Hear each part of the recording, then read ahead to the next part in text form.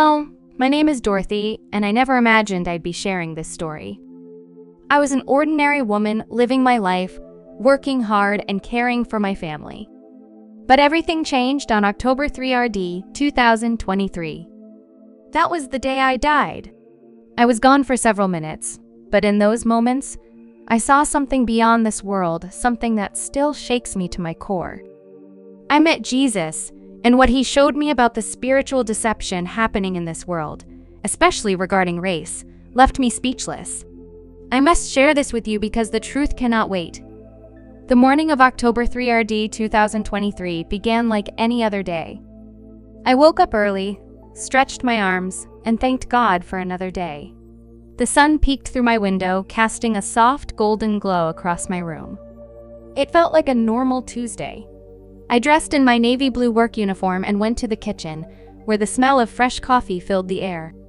My routine was simple: coffee, breakfast, then out the door to work. I worked as a caregiver at a senior living facility. Caring for the elderly had always been something I loved. I deeply respected their wisdom, their stories, and the way they viewed life. That morning, I had a full schedule. I checked in on Mrs. Johnson, who always had a story about her younger days, and Mr. Ray, who loved humming old gospel hymns. It was a peaceful day, and I had no idea that within hours my life would change forever. By evening, I was exhausted. My shift ended, and I was eager to get home. My son had called earlier, asking if I could bring home his favorite cornbread. I made a quick stop at the bakery, grabbed the bread, and started my drive home.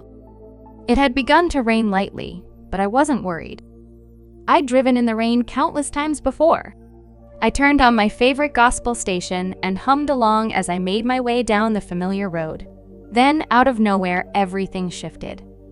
One moment, I was driving, my hands gripping the wheel, my mind filled with thoughts of dinner and rest.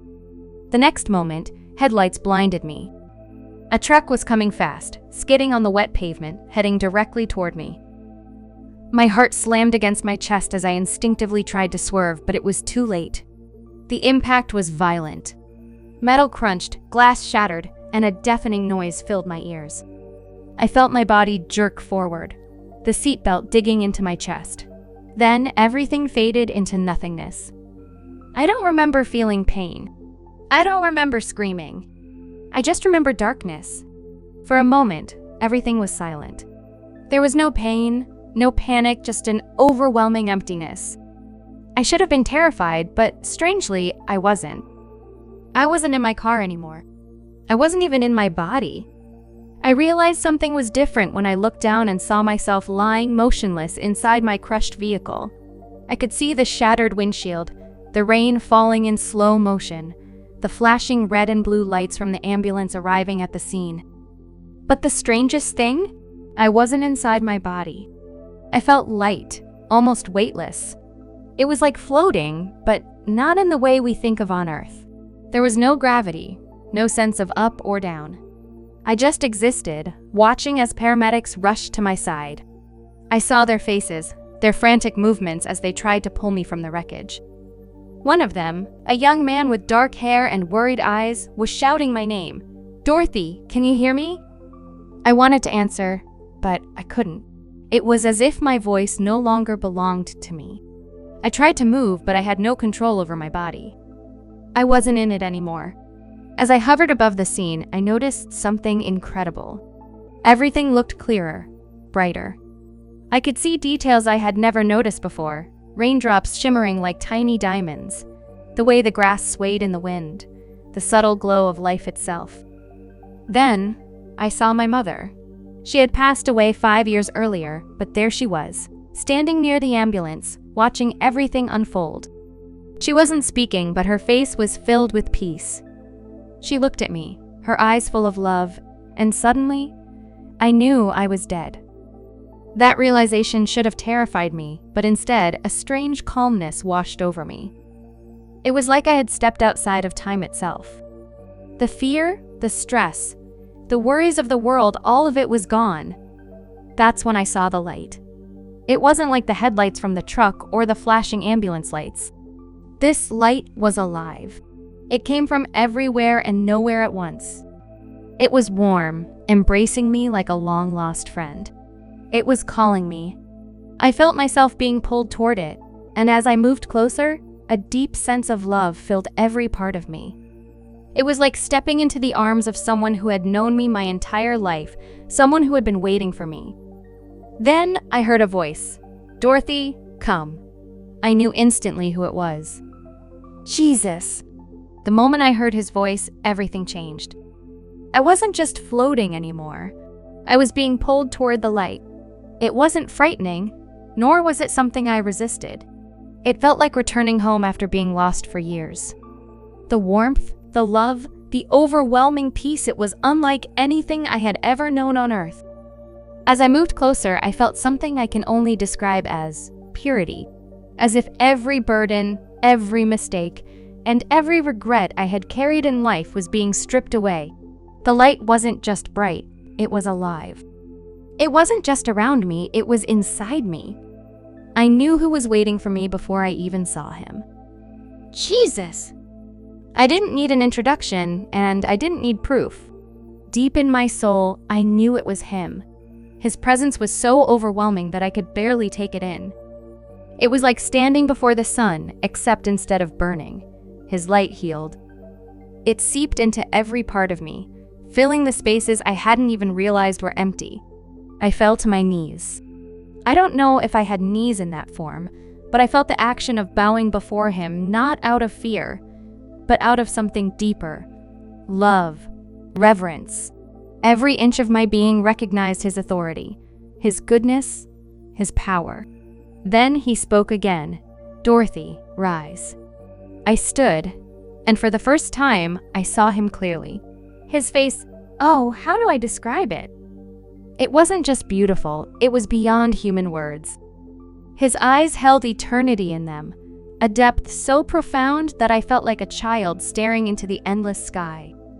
Love radiated from him, not the kind of love we speak of on earth, but a love so vast, so deep, it completed me. And yet there was something else in his gaze. Sorrow. I didn't understand it at first. Why would Jesus, the King of Kings, the Prince of Peace, carry sorrow in his eyes? But before I could ask, he reached out his hand, and the moment his fingers touched mine, a wave of understanding flooded over me. I saw everything. I saw the world not just as it was, but as he saw it.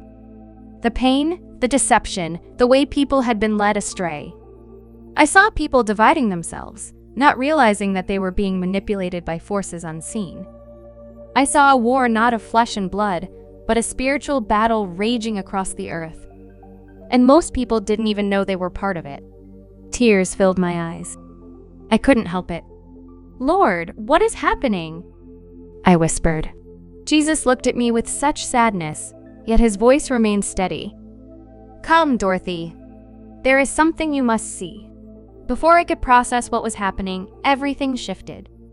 The tunnel of light stretched before me, and suddenly, I was moving through it. I wasn't walking. I wasn't flying.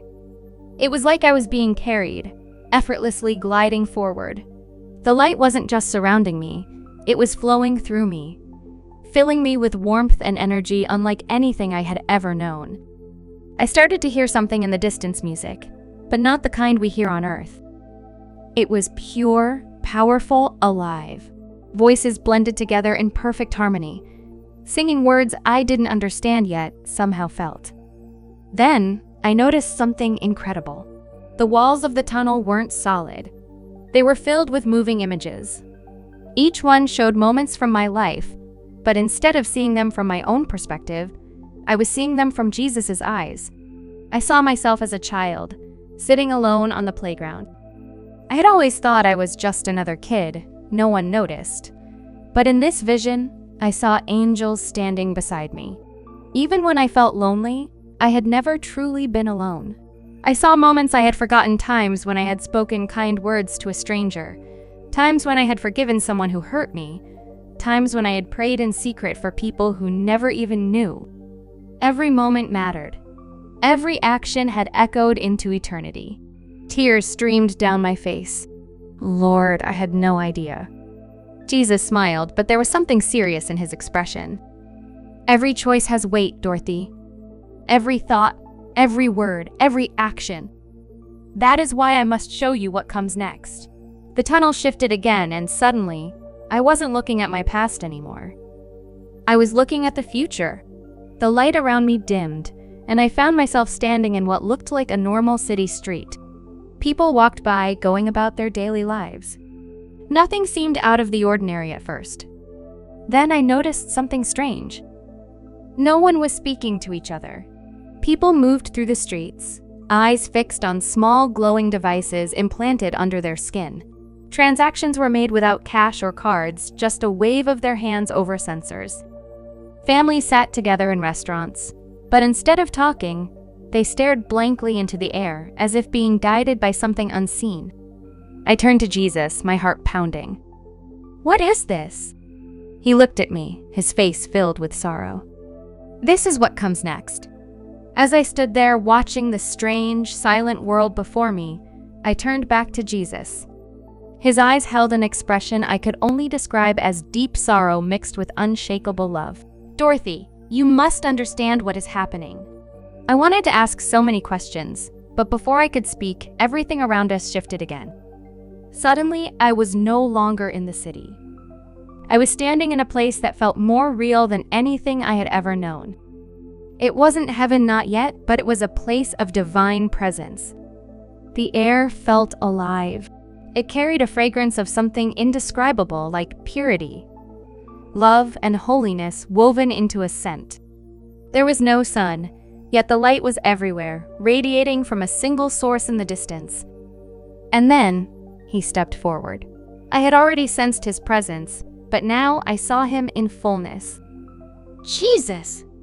His robes were white, but not like any fabric on earth. They shimmered as if woven from light itself. His face was both familiar and impossible to describe. His eyes held oceans of wisdom, fire of righteousness, and depths of love so overwhelming, I felt like I could dissolve into them. I fell to my knees instantly. I wasn't forced to. My soul knew who he was, and the only thing I could do was worship.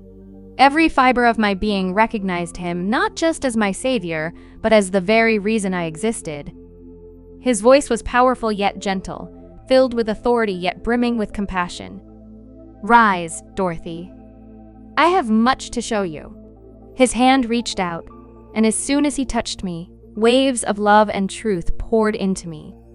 Every fear I'd ever held, every doubt, every hidden wound in my soul, he saw them all, yet his love never wavered. "Lord, why did you bring me here?" I finally whispered. He looked at me, his expression serious. "Because the world is being deceived, and you must see the truth before it is too late." The moment he spoke those words, everything changed again. The light around us shifted, and suddenly, we weren't standing in the divine presence anymore. Instead, I saw the world, but not just as we see it in the physical realm. I saw it through spiritual eyes. I saw entire cities covered in a thick, dark mist, a mist that most people couldn't see. This darkness was not natural. It wasn't the absence of light, but rather a living, creeping force wrapping itself around nations, governments, and even churches. "This is the deception, Dorothy," Jesus said. I watched in horror as people went about their lives, completely unaware. They scrolled through their phones, worked their jobs, raised their children, but something was controlling them, influencing their thoughts and emotions without them realizing it. Then my eyes focused on a particular trend spreading across the world, a form of technology that was becoming essential to daily life. I saw people receiving implants, tiny glowing devices placed under the skin. These weren't just ordinary microchips, they were spiritual chains disguised as convenience. "This is how the world will be prepared," Jesus said solemnly. I watched as pastors stood at pulpits, telling their congregations that these new technologies were a blessing, that they were God's provision for a better, safer future. I saw Christians willingly accepting them, convinced that it was just a new way to engage with the modern world. I turned to Jesus, my heart breaking. "Lord, don't they see it?" He shook his head. No, because they do not ask me. They trust the world's wisdom over mine. I wanted to cry out, to shake them awake, to warn them, but I couldn't. This was only a vision, a warning Jesus was showing me. "Come, Dorothy," he said. "There is more." At first, I didn't understand where Jesus was taking me next. The vision shifted again, and I saw people of every race and color moving through life with deep-rooted divisions they didn't even recognize. I saw Black people carrying pain, anger, and resentment passed down through generations, sometimes without even knowing why. I saw white people carrying shame, confusion, and guilt, struggling to understand their place in the world. Then, Jesus said something that shook me to my core. "Do you see? They are not each other's enemies. They are all my children." I gasped as the spiritual reality hit me. The division between Black and white wasn't natural. It was engineered. I saw dark forces whispering lies into both groups, twisting history, magnifying wounds, and using pain as a weapon. For Black people, the enemy whispered, "You are not valued. They will always see you as less. Hold on to your anger. Never forgive." For white people, the enemy whispered, "You are responsible for everything. You are guilty by birth. You can never do enough to make up for the past." And both sides were believing the lie. Jesus turned to me, his voice filled with love and urgency. "The enemy uses history to keep them blind, but I came to set them free. There is no Black, no white, only my people." Tears streamed down my face as I saw the spiritual chains wrapping around people's minds. It was never about race. It was always about control. I suddenly understood why Jesus had sorrow in his eyes. People were so focused on fighting each other, they didn't see the real battle happening above them. "Dorothy, this deception is strong, and many will be lost because of it." I fell to my knees. "Lord, what can we do?" Jesus placed a hand on my shoulder. "Tell them the truth. Some will listen, some will not. But the truth must be spoken." I could barely breathe from what I had just seen: the division, the deception, the way the enemy had twisted everything. It was overwhelming. I looked at Jesus, my soul trembling. "Lord, how did we get here? How did we let this happen?" Jesus gazed at me with such deep love and sorrow that I felt my spirit break. "Dorothy, my people have forgotten who they are." The moment he said it, understanding flooded through me. The enemy had not just divided people by race or by lies, he had stolen their identity. I saw people wandering through life without purpose, searching for meaning in temporary things, money, power, validation from others, never realizing that they were created for so much more. Then, in a flash, I was taken to a place that looked like a great hall. It was filled with souls, not physical bodies, but beings of light, full of potential and promise. "These are the ones who have yet to be born," Jesus explained. "Each one is sent with a purpose. Each one is given gifts to fulfill their calling. But when they enter the world, the enemy begins his work.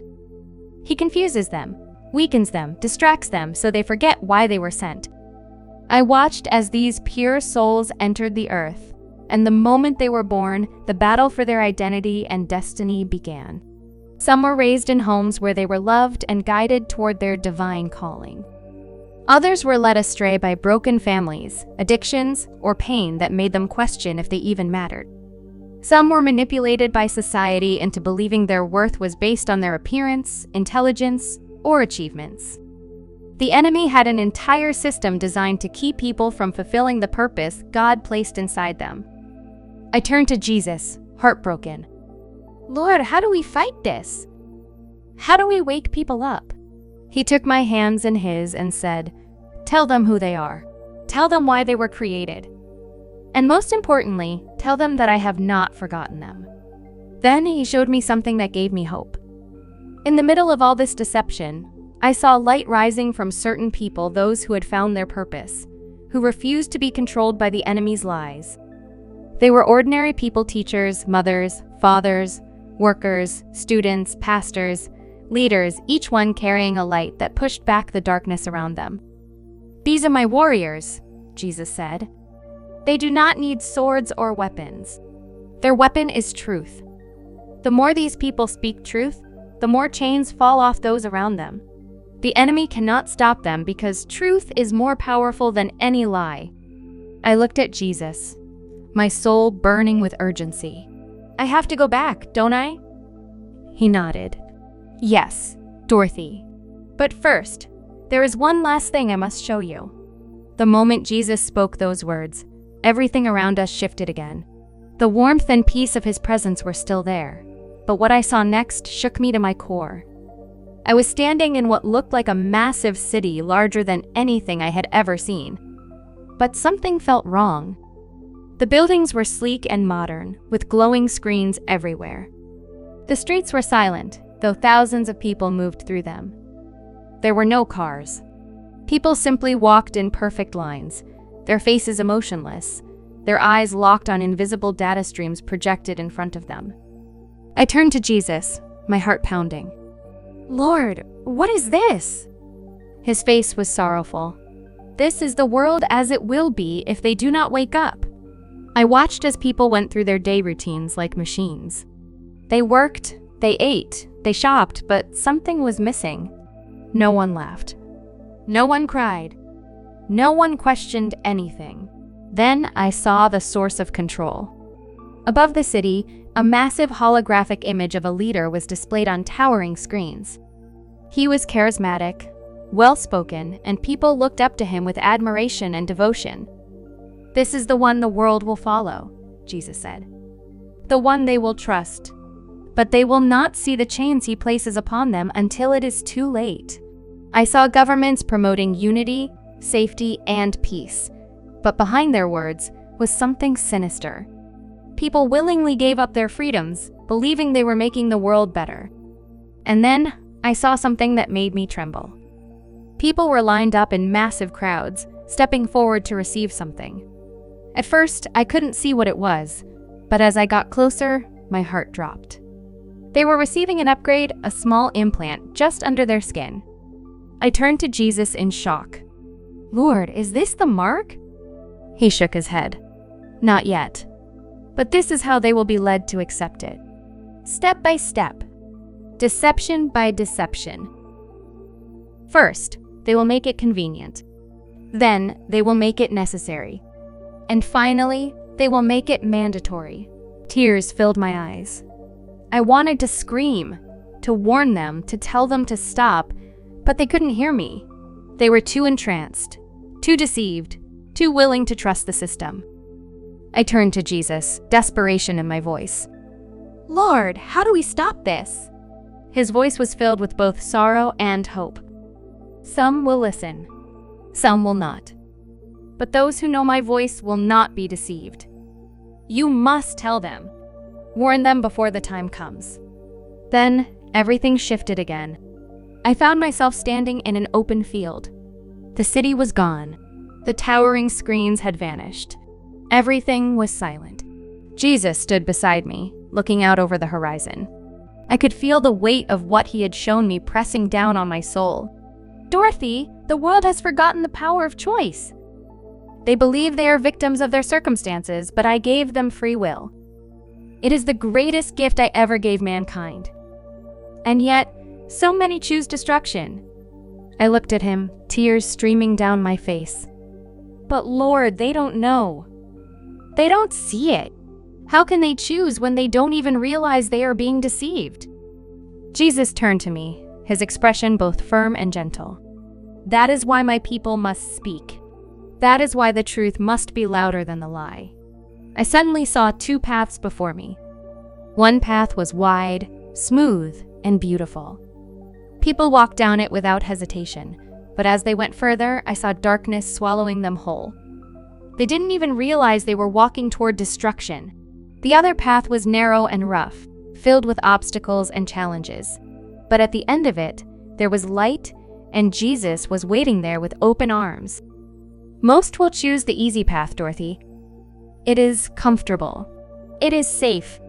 And it requires no sacrifice.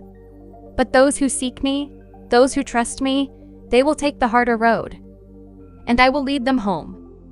I turned to Jesus, my voice shaking. What do I do? How do I help them see? He placed his hand on my shoulder, and instantly, I felt his love pouring into me. Tell them the truth, Dorothy. Some will reject it. Some will mock you. But those who are mine will hear my voice. And when the time comes, they will know which path to take. Suddenly, I was no longer in the vision. I was back in the presence of Jesus. The weight of everything I had seen was still heavy on my soul, but now I felt something else. Hope. Jesus turned to me, his voice steady. There are those who are already awake, Dorothy. The enemy cannot deceive them because they know my voice. These are the ones I have chosen to stand in the final days. I saw small pockets of light scattered across the world, people who refused to conform, who clung to Jesus despite the deception around them. I saw them praying, worshiping, encouraging each other, warning those who would listen. And I realized something. They weren't afraid. Even as the world around them grew darker, they stood firm. These are my warriors, Jesus said. Not with swords. Not with violence, but with truth. And when the world turns against them, I will be their shield. Tears filled my eyes. I had seen so much suffering, so much deception, but now I saw something else. The power of those who stood with Jesus. They weren't powerful by the world's standards. Many were ordinary people, mothers, fathers, workers, students, but in the spiritual realm, they shined like the stars. Jesus looked at me, his eyes filled with purpose. Go back, Dorothy. Tell them what you have seen. Those who are mine will listen. I felt a pulling sensation, like something was dragging me back. I looked at Jesus, my heart breaking. Lord, I don't want to leave. I want to stay with you. He smiled, but his eyes were serious. Your time is not yet finished. There are many who need to hear this, Dorothy. They need to know the truth before it is too late. The pull became stronger, and suddenly, I felt myself being sucked away from the light. Everything became dark again. I felt pain, the weight of my body returning, the sound of machines beeping. Then I gasped for air. I was back in the hospital. My eyes fluttered open, and I saw my family standing around me, their faces filled with shock. I was alive, and I knew, without a doubt, that I had to share what Jesus showed me. The moment I took my first breath back in my body, it felt foreign, as if I had been forced into something too small, too limiting. The weight of flesh, the aching of my limbs, the beeping of the hospital machines, it was all overwhelming. My eyes fluttered open, and I saw the faces of my family hovering over me. Tears streamed down their cheeks, a mixture of shock and relief. My sister clutched my hand tightly, whispering my name over and over as if saying it enough times would keep me here. The doctors had told them I wouldn't make it. My injuries were too severe, but God had other plans. As I adjusted to being back, memories of what I had seen flooded my mind. The city, the deception, the enemy's grip on humanity, it was all so clear in my spirit. And yet, when I looked into the eyes of my loved ones, I realized something terrifying. They had no idea. They had been living life, unaware of the war happening above them. Tears welled up in my eyes. I have to tell them, I whispered. My sister leaned closer. Tell us what? I tried to speak, but the words wouldn't come out. My throat was dry, my body weak, but inside me, there was an urgency I couldn't shake. Jesus had sent me back for a reason. I wasn't supposed to keep this to myself. I closed my eyes and prayed. Lord, give me the strength to share what you have shown me. The machines beeped steadily beside me. I had been given a second chance, but not for my sake. It was for them. For all of you reading this, the days following my return were some of the hardest of my life. I tried to explain what had happened, but most people didn't believe me. My sister thought I was confused from the accident. My pastor told me that while near-death experiences were powerful, I should be careful not to scare people. Even some of my closest friends dismissed it as a dream. I felt alone, burdened with something too heavy to carry on my own. But deep in my heart, I knew I couldn't stay silent. Jesus had warned me that people wouldn't always listen. And then, I started to notice something strange. The things I had seen in my vision, they were already happening. News articles about implantable technology being used for payments. Reports about digital identification systems replacing traditional banking. Churches embracing AI and technology, convinced it was just modern progress. I knew I couldn't waste any more time, so I started talking to anyone who would listen.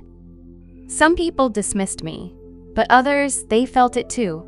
They had been seeing the changes, feeling the shift in the world, but they didn't have the words to explain it until I spoke. I realized then that I wasn't alone. God was already waking people up. I was just a messenger. But the hardest part? Watching people I loved choose to ignore the truth. I could see the deception growing stronger every day, but I knew I had done my part. I had spoken the truth, and Jesus had already told me, some will listen, some will not. If you've made it this far, I know one thing, you were meant to hear this. This isn't just my story. This is a warning. Jesus didn't show me these things to frighten me. He showed me so I could warn you. The world is changing. The deception is already here. And the enemy? He's not coming with chains and force. He's coming with convenience and comfort.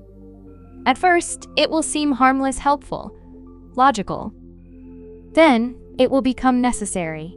And finally, it will be forced. I beg you, stay awake. Pray for discernment. Strengthen your faith now, before it's too late. Jesus showed me that those who are His will be protected, no matter how dark the world gets. His light will shine brighter. But you must be willing to see the truth. You must be willing to choose Him even when it's difficult, even when the world calls you crazy, even when it means walking the harder road. Because in the end, the only thing that will matter is your soul. And Jesus? He has already won the battle. Now it's up to you to choose which side you're on. Will you listen? Or will you wait until it's too late? I've done my part. Now, the choice is yours.